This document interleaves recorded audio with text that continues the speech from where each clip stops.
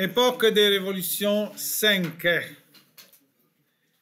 Le titre du chapitre aujourd'hui est l'indépendance américaine. Donc, dans notre voyage virtuel dans le temps, on sera dans la deuxième moitié du XVIIIe siècle. Et dans l'espace, on sera dans les territoires de ce qu'aujourd'hui est les États-Unis, la partie ouest des États-Unis. D'accord? Et initialement, j'avais titré ce chapitre avec le terme « La Révolution américaine », époque des révolutions. Mais un ami qui vient des États-Unis m'avait demandé « Qu'est-ce que tu enseignes ?» Ah, juste en ce moment, je parle de la Révolution américaine. Et lui, il m'a dit « Mais en fait, nous, aux États-Unis, nous n'avons pas fait exactement une révolution. Nous avons lutté pour notre indépendance. » Alors, j'ai changé le titre. Indépendance américaine. Mais les événements dont on parle sont quand même révolutionnaires, dans le sens qu'ils établissent des systèmes qui sont complètement nouveaux pour l'époque. On verra comment. Premier mot-clé, 3 groupes sociaux. On parle ici des colons, qui sont dans les 13 colonies, dans la deuxième partie, vers 1750. D'accord? Comme nous l'avons déjà dit, les colonies britanniques en Amérique du Nord sont densément habitées, sûrement en comparaison avec la Nouvelle-France, qui avait un territoire immense et peu peuplé. Et ces types de colons qui se trouvaient en Amérique, on peut les classer selon 3 groupes sociaux. 3 groupes sociaux qui ont des intérêts différents, mais on verra, on peut mettre ensemble, qui ont certaines caractéristiques communes qui ont amené à l'indépendance. Alors, le premier groupe, on peut les classer les agriculteurs, les colons agricoles. Ceux qui sont allés s'établir en Amérique parce qu'ils veulent posséder des terres. Et leur objectif principal, c'est un objectif économique, pratiquer l'agriculture dans des espaces plus grands et plus fertiles que ceux dont on dispose en Europe. D'accord? Puis, il y a un autre groupe de colons qu'on pourrait appeler les communautés religieuses. Attention que ce même terme, communauté religieuse, a une signification différente si on se réfère dans un pays de tradition catholique ou de tradition protestante. Communauté religieuse dans les pays catholiques, comme au Canada, c'était les jésuites, les franciscains, les dominicains. D'accord? Dans un pays protestant, ce sont par contre des familles, des groupes de familles, d'une branche, de différentes branches protestantes. Et ces groupes religieux-là désirent d'aller en Amérique parce que pour eux autres, l'Amérique, c'est le nouveau monde. C'est la terre vierge où ils pourront s'établir et établir une nouvelle société à partir de leurs principes religieux, où auront pleinement une liberté qu'en Europe, ils n'ont pas. La première de ces communautés est celle que nous avons déjà vue, dont nous avons déjà parlé, qui est capable de me la nommer, au Massachusetts, Harry, Nibir, les Puritains, Pilgrim Fathers, vous vous en souvenez. Aux autres, n'étaient que les premiers de ce type de groupe-là. Aux États-Unis, encore aujourd'hui, il y a des communautés qui continuent à vivre comme au XVIIIe siècle. Par exemple, le plus fameux, c'est les Amish, Quakers. Il y en a d'autres qui ont évolué, mais ont toujours leurs principes, comme les Ménonites, et plein d'autres communautés. D'accord? Puis, il y a un troisième groupe qu'on pourrait définir les aventuriers. Les aventuriers, ce sont des gens qui trouvent que la vie en Europe ne présente pas trop d'émotions. C'est toujours la même routine, c'est plate, comme on dirait nous. D'accord? Par contre, l'Amérique, ça représente un monde tout à conquérir, à découvrir, à conquérir. Et parmi ces aventuriers, on peut mettre aussi certains qui sont condamnés à la prison, à qui on offre une possibilité de liberté. D'accord? Tu vas passer 30 ans en prison pour les crimes que tu as faits, ou bien tu pars et tu recommences ta vie ailleurs, en Australie ou en Amérique.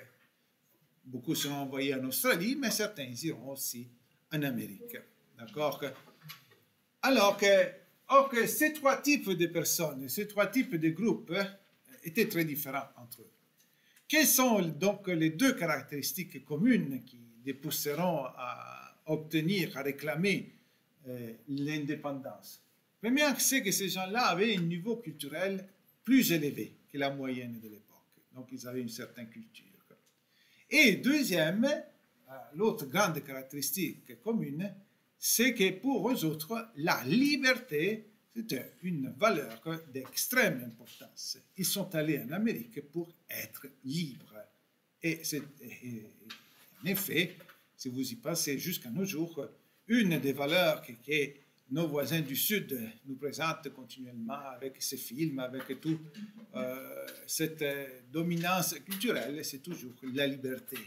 Notre exemple, qu'est-ce que pendant le 19e siècle, les immigrés qui arrivaient en bateau de l'Europe, arrivaient au port de New York, qu'est-ce que c'était la première chose qu'ils voyaient de la terre des États-Unis?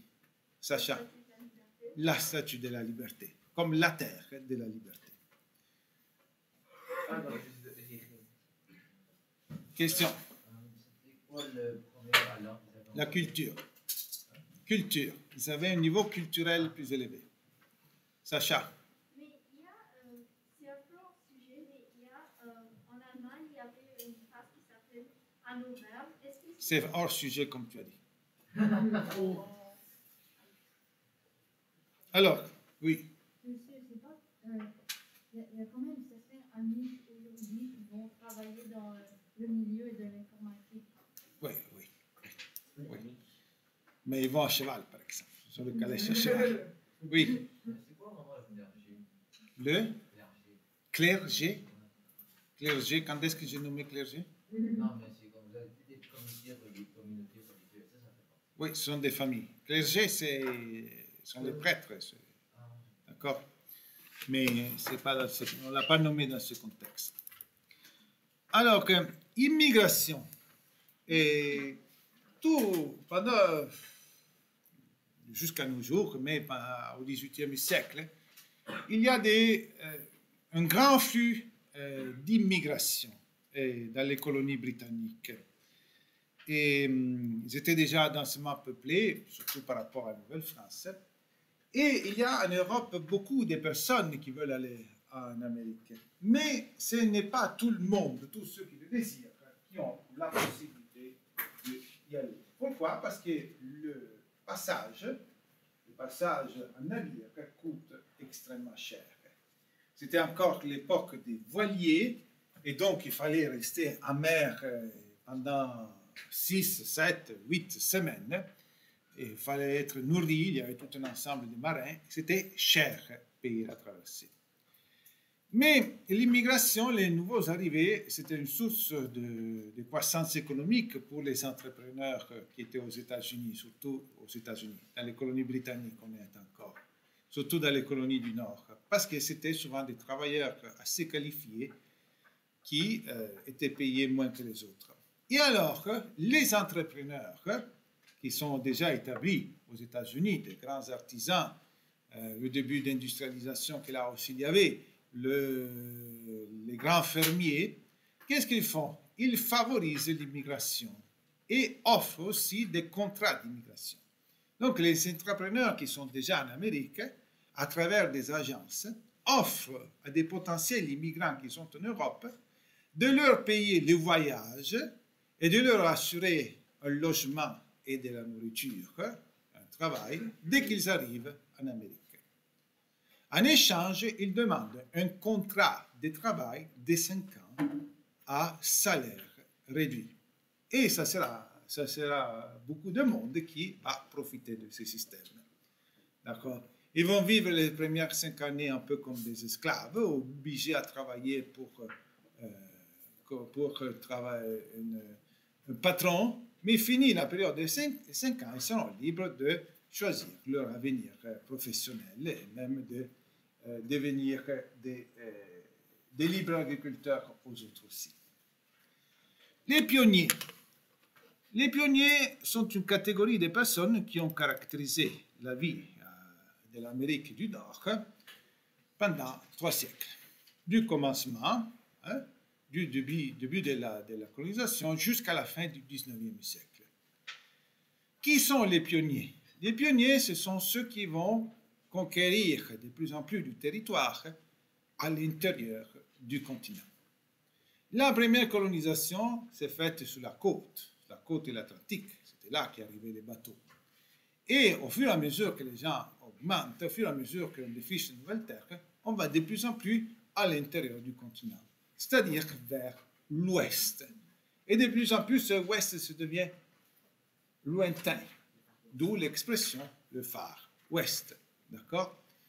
Donc, les pionniers, ce sont ceux qui vont dans des terres qui sont fréquentées saltuairement plus ou moins par les Amérindiens, mais qui potentiellement, dans leur logique, n'appartiennent à personne. Et ils doivent faire un travail dur et dangereux. Dur parce qu'ils doivent couper les arbres, arracher les racines, enlever toutes les pierres, passer la charrue, rendre le sol cultivable, faire une clôture, faire une grange, creuser un puits, une ferme, un silo. Donc un travail énorme à faire. Dangereux parce qu'ils sont vraiment au-delà de la limite de la civilisation. Dans une terre où il n'y a aucune loi, et ils doivent se protéger de l'attaque des fauves, des animaux féroces, des loups, des coyotes, des cougars. Ils doivent se protéger de certains Amérindiens qui deviennent de plus en plus agressifs. Ils doivent se protéger des bandits, parce qu'il n'y a aucune force qui établit l'ordre, d'accord, et la justice, c'est vraiment la terre des personnes. Donc, pour comprendre la réalité d'aujourd'hui, les pionniers, c'était impossible de vivre sans armes. Il fallait qu'ils se défendent. Les armes étaient essentielles. Et voilà, donc, d'où ça vient la mentalité aujourd'hui, les grands débats qu'on fait aux États-Unis sur le fait que les armes sont un droit, que les armes sont un droit constitutionnel. D'accord, on voit aujourd'hui, ils ne vivent plus dans cette situation-là des pionniers, mais le débat est encore actif. Par l'histoire, on comprend d'où ça vient ceci. Or, que les pionniers, une fois qu'ils avaient terminé leur travail, ils avaient le choix. Ou ils restaient dans la ferme qu'ils avaient établie et devenaient des agriculteurs, au fil du temps de plus en plus tranquilles parce que, disons, la colonisation avançait. Ou bien, vu que c'était très rentable de vendre une ferme une fois établie à d'autres colons moins courageux que les autres, c'était de recommencer plus loin encore le travail de défrichage de la terre. Je vais prendre quelques questions. Alors, on va au prochain mot-clé. Pas de droit de vote. Donc, en fait, les colons britanniques, ils avaient un droit de vote. Ils votaient. Pourquoi? Parce que vous savez que l'Amérique britannique était divisée en 13 colonies. Au moment de l'indépendance, ils étaient 13 colonies qui avaient une relative indépendance l'une des nôtres, une certaine autonomie. Ce n'était pas comme la Nouvelle-France qui avait un seul gouverneur, une seule armée, d'accord, un seul intendant. Les 13 colonies, chacune avait son gouverneur, le représentant du roi. Et chacune de ces colonies-là avait un mini-parlement, d'accord, qu'on appelle chambre d'assemblée. Les colons, qui étaient propriétaires, toujours selon le système censitaire, faisaient l'élection de certains représentants à cette assemblée des colonies. Chambre d'assemblée, ça s'appelle. D'accord? Or, qu'est-ce qu'il arrive cependant? Que ces mini-parlements, ces chambres d'assemblée avaient des pouvoirs très limités. La construction de quelques chemins, d'accord, n'avait pas de pouvoir de taxation, un budget très limité, et les décisions plus importantes étaient prises par le gouverneur, qui obéissait aux ordres qui venaient de Londres, de l'exécutif de Londres, du roi et du Parlement de Londres. Où, à Londres, donc, on prenait les vraies décisions. Donc, on voit par ces chambres d'assemblée deux choses. Un, comme le système parlementaire était très présent auprès des Britanniques. Nouvelle-France, il n'y a jamais eu une chambre d'assemblée, d'accord? colonie britannique, le système représentatif était déjà dans la mentalité, même dans les colonies. Cependant, les colons étaient insatisfaits. Parce qu'ils voulaient droit de vote pour la Chambre de communes de Londres. Ils voulaient être représentés là où on prenait les vraies décisions. D'accord? Ils réclamaient de plus en plus une représentance significative. Et déjà, ceci est la première source de mécontentement. Ils ne sont pas représentés à Londres, où on prend les vraies décisions. La situation va s'empirer, le mécontentement va augmenter pour l'attitude du roi d'Angleterre, George III, un roi qui exerçait un certain pouvoir exécutif très présent dans la politique. D'accord? George III, c'était le roi de la guerre des 7 ans. Grande guerre qui a bouleversé l'Europe, qui a duré 7 ans, un peu plus en Amérique du Nord. D'accord? Une guerre qui, pour la première fois, prend des dimensions mondiales. On ne l'appelle pas la Première Guerre mondiale, c'est une autre, mais pour la première fois, une guerre qui ne se joue pas seulement en Europe, mais sur plusieurs continents. Et cette guerre-là avait coûté énormément, en laissant une dette. Or, George III et le Parlement britannique fait une politique comme quoi les colons en Amérique doivent payer plus de taxes pour rembourser cette dette, car ce sont surtout les colons en Amérique qui profitent des résultats de cette guerre. Cette guerre a débarrassé les colons britanniques de leur pire ennemi, de leur plus grand obstacle à leur expansion. Qui était leur pire ennemi? Sacha, les Français. Ils se sont débarrassés de la Nouvelle-France. Maintenant, c'est devenu une petite province, province of Québec, d'accord? Et donc, vous êtes libre de vous aller coloniser les terres qui avant c'était la Nouvelle-France. Donc, c'est à vous de payer. Elles vont payer plus des taxes, des douanes, d'accord? Et à cause de ceci. Donc, George III fait une autre action qui augmente encore l'irritation des colons. Il va faire un traité avec les Amérindiens qui se trouvent au-delà des Appalaches. Il faut savoir que les Amérindiens qui se trouvent dans les territoires qu'aujourd'hui c'est l'Ohio, ce qui était l'ancienne Louisiane, toute la partie, disons, au centre-ouest du continent, ces tribus amérindiennes étaient alliées des Français. Quand la Nouvelle-France va se rendre, eux autres ils continuent à combattre contre les Britanniques. Il y a un grand chef, Pontiac, qui a fait une grande alliance de plusieurs tribus et ils ont durement lutté contre les Britanniques. À un moment donné, George III va négocier un traité pour les Amérindiens, pour garantir la paix. Traité négocié avec les autorités britanniques, non pas avec les colons. Le pacte, c'est que les colons n'iront pas occuper les terres qui sont au-delà des Appalaches. D'accord? Alors, ici, on va voir la carte pour voir un peu géographiquement qu'est-ce que ça veut dire. Vous savez qu'il y a, ici c'est une carte politique, on va la voir, on va l'imaginer. Il y a une chaîne de montagnes qui commence en Gaspésie, qui se trouve dans la frontière entre le Québec et les États du nord-ouest des États-Unis, et continue comme ça en vertical. Cette chaîne de montagnes s'appelle les Appalaches. Si vous allez à New York, il faut traverser les Appalaches. D'accord? Ok, l'accord, c'était que toutes ces terres-là, tout ce qui se trouve ici, au-delà des Appalaches, c'était les terres des Amérindiens. Interdiction aux colons d'aller s'installer là. Ceci, c'est vraiment ce que les colons détestent le plus. Mais comment ça? On a chassé les Français et maintenant, toi, le roi, tu vas donner cette terre-là à qui? Les Amérindiens. Les colons convoitaient cette terre-là. C'était dans la mire de leur expansion. D'accord? Les pionniers voulaient aller là-bas pour prendre ces terres. C'était déjà rendu aux Appalaches.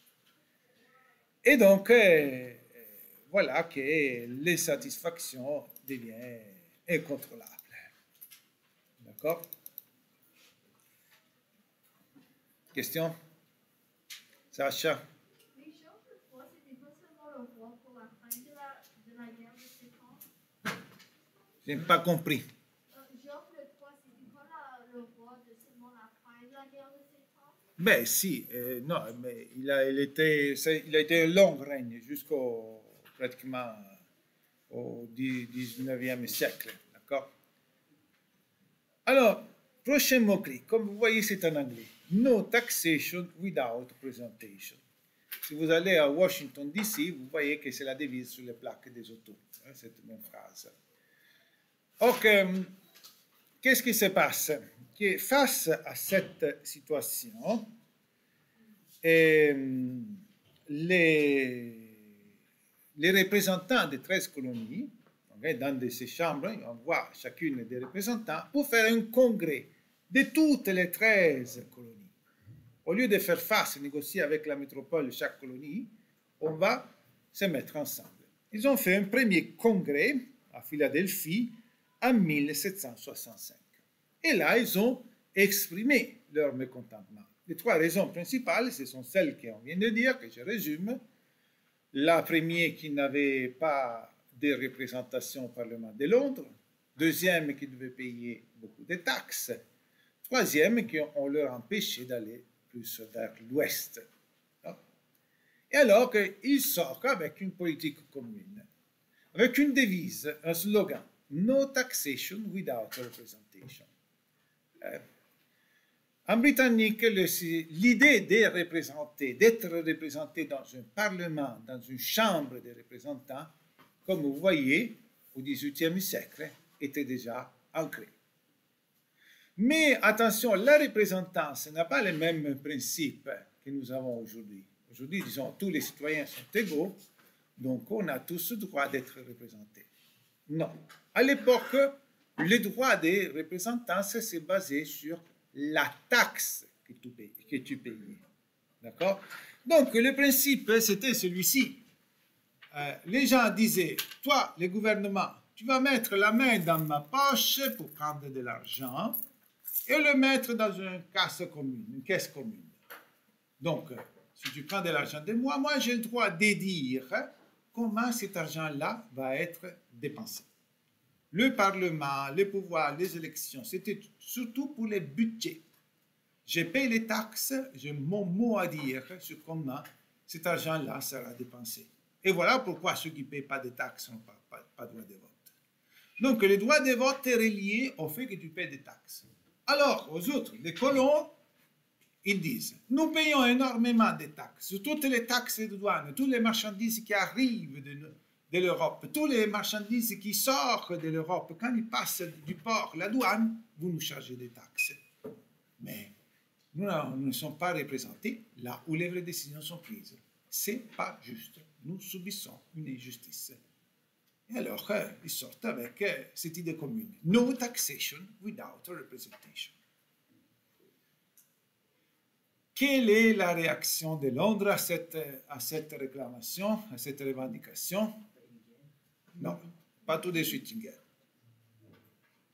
La réponse est oui, non, peut-être, mais Amélia.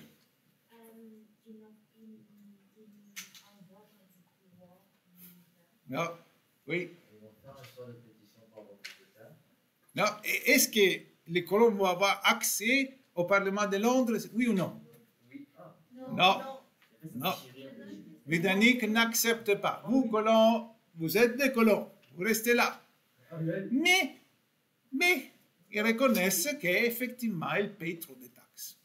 Et alors qu'ils vont vraiment réduire les taxes de douane. Sur beaucoup de produits, même les abolir. Mais pas sur tout. Surtout sur les produits de luxe, sur les produits qu'on ne pouvait pas produire en Amérique, qu'on importait. Cela, il y a encore des taxes, mais beaucoup moins. D'accord? Ceci, c'est la réponse. Oui. C'était en quelle année que les colons se sont battus? Qui se sont réunis en congrès, 1765.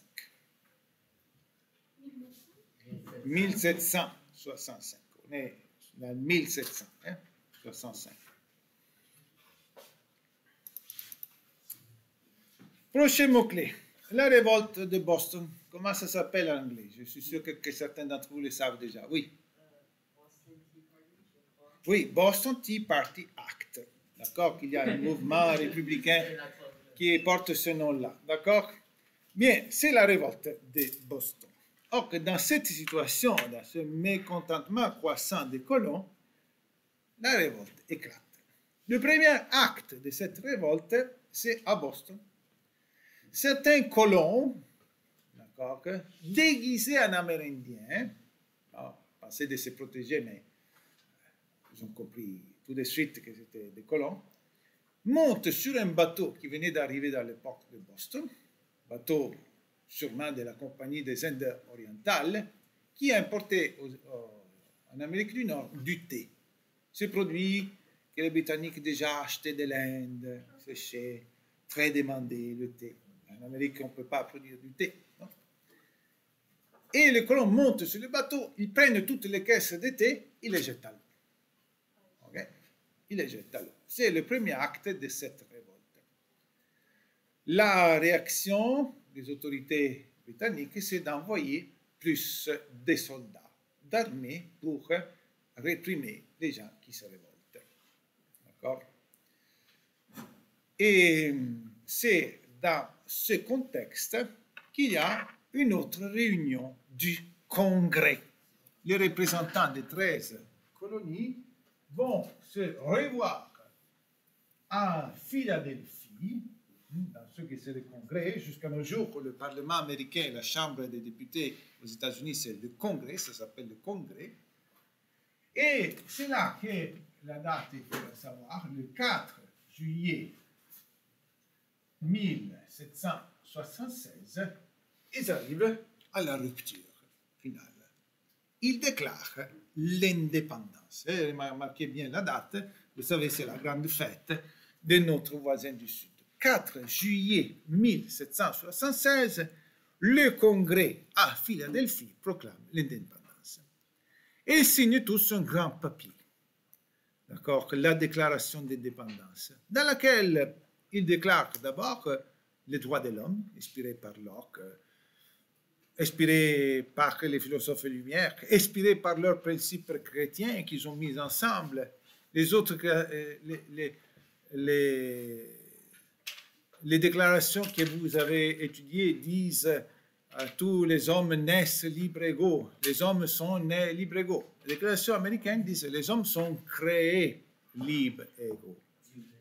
Dieu les a créés libres et égaux. D'accord?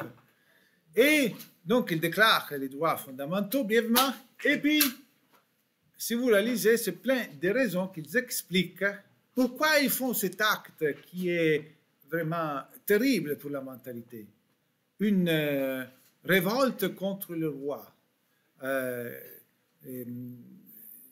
Une justification pourquoi ils se proclament indépendants. Pourquoi ils ne sont plus des sujets de ce roi-là. Parce que ce roi-là nous a chargé des taxes, nous a empêchés d'être représentés, parce que ce roi-là a fait des accords, parce que c'est plein de raisons. Tout pour justifier ce qu'ils ont fait. D'accord? Ils proclament leur indépendance. Et ils disent, dorénavant, nous ne sommes plus les colonies, nous sommes les États-Unis d'Amérique, les libres. Et la forme qu'ils prennent, le type de régime, c'est l'union des États avec une relative indépendance, avec un État fédéral qui est l'Union, d'accord, qui est toujours, jusqu'à nos jours, la formule des États-Unis. Mais Londres, la métropole, ne leur reconnaît pas l'indépendance. Alors, celle qui jusqu'à ce moment-là était une révolte, maintenant, ceci devient une guerre, la guerre d'indépendance, d'accord? Ils vont lutter. Et il faut savoir que ce n'était pas tous les colons qui étaient pour les indépendances. À vrai dire, selon les historiens, un tiers, les plus motivés, étaient pour l'indépendance. Un autre tiers, c'était pour rester avec la couronne. Un autre tiers était indifférent. On reparlera de ceci plus tard. Mais dans cette guerre pour l'indépendance, il va y avoir deux armées qui vont lutter contre les Britanniques. Une armée, c'est la première armée américaine. D'accord? Qui va l'organiser? Washington. George Washington. D'accord? George Washington, qui avait été un officier de l'armée britannique dans la guerre de 7 ans, avait lutté contre les Français, avait de l'expérience. Il va prendre tous les miliciens, des gens qui étaient juste capables de tenir un fusil à main, et il organise la première armée américaine qui lutte contre l'armée britannique. Plusieurs batailles. Mais ils vont avoir aussi une aide très importante, les Français. Les Français vont envoyer toute une division de son armée en Amérique aux ordres du général qui s'appelle Lafayette. Hein? Lafayette, c'est toute une histoire particulière. D'abord, il va clandestinement en Amérique, puis, bon, pour la faire courte, Lafayette a des soldats, parce que les Français ont vu dans la guerre d'indépendance des États-Unis comme une sorte de revanche pour la guerre de 7 ans, dont ils avaient dû subir une terrible défaite.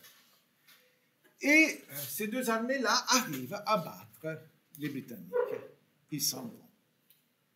D'accord? Une des questions de recherche que vous pourrez mettre, que vous pourrez développer dans la recherche que vous avez assignée, c'est par exemple, est-ce que l'aide de Lafayette dans l'indépendance américaine a été déterminante?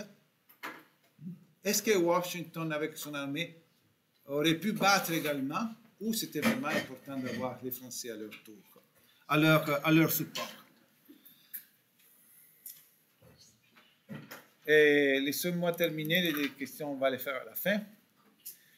Dernier mot-clé, reconnaissance de l'indépendance. La reconnaissance, là, quand la métropole accepte que les États-Unis sont indépendants, c'est par le traité de Versailles en 1783. Et à partir de cette date, le Congrès, qui devient permanent, c'est le Parlement britannique, le Congrès, se retrouvent et vont organiser ce nouvel État, ce nouveau régime. C'est la première colonie en Amérique qui devient indépendante. Les autres colonies espagnoles deviendront indépendantes au 19e siècle, 50, 80 ans plus tard. D'accord? Aux autres, un siècle et demi après le début de la colonisation, ils sont déjà indépendants. Comment on organise cet État dans le Nouveau Monde? Ici, nous n'avons pas de rois. Nous n'avons pas de princes et de dynasties royales. Nous, ici, nous n'avons pas de nobles. Ce qui est dans le vieux monde, gérer le pouvoir. Alors que ceux qui organisent ce nouvel État, les députés qui les discutent, ils vont s'appuyer sur les idées de Montesquieu. Alors on va dire, d'abord qu'on va faire une loi fondamentale. Comment on l'appelle, cette loi fondamentale? Harry. La Constitution. La Constitution. Les premiers qui appellent la loi fondamentale Constitution, ce sont les Américains. D'accord?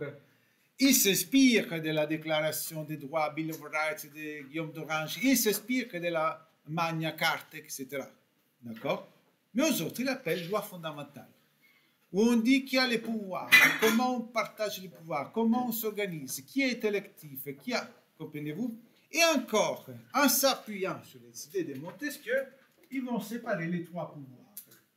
Le législatif au Parlement, Congrès et le Sénat, l'exécutif au président, dit nous n'avons pas de roi. On aura un président qui a tous les pouvoirs exécutifs, d'accord, avec son cabinet. Mais ce président-là doit être élu à chaque 4 ans. Le roi, il reste à vie. 4 ans. Et c'est jusqu'à nos jours, c'est comme ça. Et puis complètement séparé du pouvoir judiciaire. Ils font la Constitution. Puis les autres pays, les autres prochaines démocraties parlementaires vont aux autres utiliser ce terme-là, la Constitution, que ce soit monarchie ou que ce soit république. Et puis, en 1789, ici, 1789, c'est l'élection du premier président. Ça leur a pris du temps. Ils étaient prêts à mettre en marche leur système en 1700. Qui était le premier président? Facile. À mon tour, vous allez donner une réponse collective. 1, 2, 3. George Washington. Quoi? Cyril, non. D'accord? George Washington. Prenez un billet de $1 US et vous allez voir son portrait. Ok.